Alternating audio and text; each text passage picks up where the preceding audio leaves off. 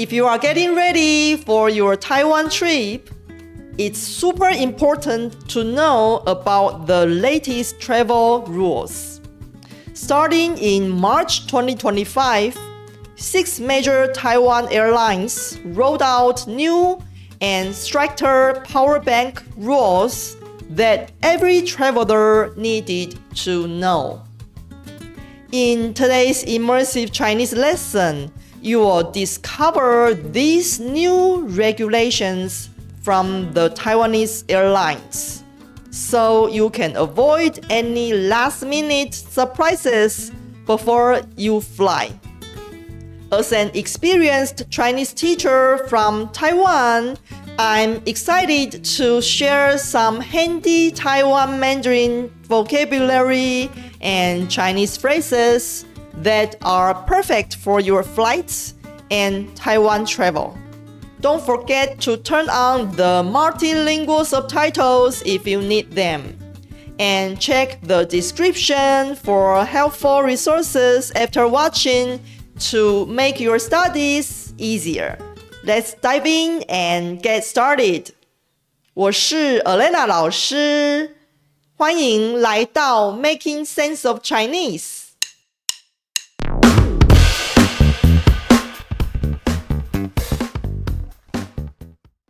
最近因为一起在韩国釜山发生的机场火灾，许多航空公司更新了行动电源以及锂电池的使用规定。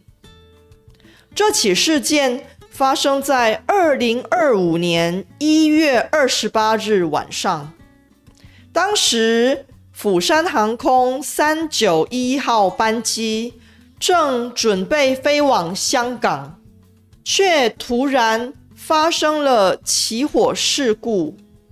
幸好最后并没有造成重大的伤亡，但这起事故让许多航空公司开始严格把关行动电源的安全问题。根据调查，这起火灾的原因可能是因为放置在头顶行李架中的电池自燃。为了加强飞航安全，6家台湾本土的航空公司，包括长荣航空、中华航空、立荣航空、星宇航空、台湾虎航和华信航空，决定从2025年3月开始实施新的行动电源和锂电池规定。首先，让我们来看看长荣航空的规定。长荣航空是非常受国际旅客喜爱的航空公司。他们宣布，自2025年3月1日起，为了确保飞航安全，行动电源和备用锂电池在航程中全程禁止使用和充电，而且这些电池不能托运，必须作为手提行李妥善放置。接下来是中华航空，同样受到国际旅客喜爱的航空公司。他们也宣布，自2025年3月1日起，基于飞航安全，行动电源和备用锂电池不能托运，必须随身携带并妥善包装。在航班上，这些电池全程禁止使用和充电，并建议大家避免将它们放在座位上方的行李柜中。然后是立荣航空，这家航空公司主要经营国内和两岸航线。他们在2月26日宣布，即日起，行动电源和备用锂电池不得托运，必须随身携带，并且不能放在座椅上方的置物柜里。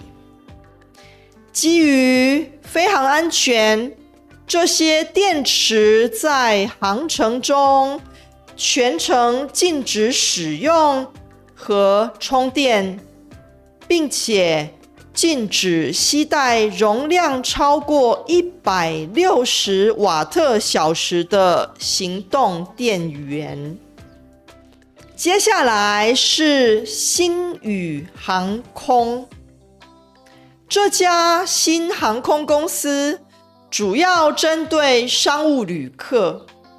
他们的规定是，行动电源必须随身携带，并妥善放置，不能托运，并且全程禁止使用和充电。再来是台湾虎航，这是一家廉价航空公司，提供经济实惠的票价，在台湾的人气非常高。他们的规定是，行动电源在搭机的时候全程禁止使用，并且不能将行动电源放置于座位上方的行李柜里。最后是华信航空，这家航空公司也主要经营国内和两岸航线。他们在2月27日宣布，基于飞航安全，行动电源和备用锂电池不可托运，必须随身携带并妥善包装。在航班上，这些电池全程禁止使用和充电，并建议避免放置于座位上方的行李柜中。虽然这6家台湾航空公司的新规定看起来有点复杂，可能会让人感到不太方便，但这些规定都是为了我们的生命安全着想。最简单、最安全的做法就是把行动电源和备用锂电池带在身上，不要放入托运行李或手提行李箱，并且在搭机的时候不要使用。如果你不太需要行动电源，其实可以考虑改带 USB 充电线或充电插头，这样在机场和飞机上充电会更方便。希望今天分享的资讯对你的台湾之旅有帮助。如果你有任何问题，或者有其他想学的内容，欢迎在影片下方留言给我。I hope today's lesson gave you a boost on your Chinese learning journey. To access related resources for this lesson and save time on your studies, check the link in the description. If you enjoyed this lesson, explore more useful content in the playlist here. See you there!